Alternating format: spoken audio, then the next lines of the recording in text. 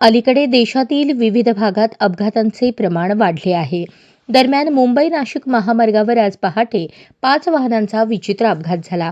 या अपघातात 3 जणांचा जागीच मृत्यू झाला असून 14 जण जखमी झाले आहेत. जखमींवर जवळच्या रुग्णालयात उपचार सुरू असून त्यातील 8 जणांची प्रकृती चिंताजनक आहे.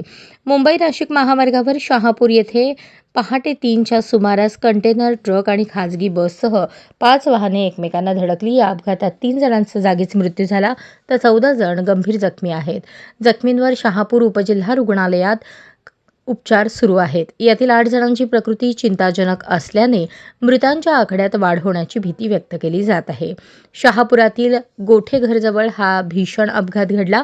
अपघाताचे नेमके कारण अद्याप समजू शकलेले नाही, परंतु मालवाहतूक ट्रकला पाठीमागून येणाऱ्या 4 वाहनांनी धडक दिली असल्याचे सांगण्यात आले आहे. अशाच नवनवीन अपडेटसाठी जनता राज्य न्यूज चॅनलला सबस्क्राईब करा, लाईक करा आणि शेअर करायला विसरू नका.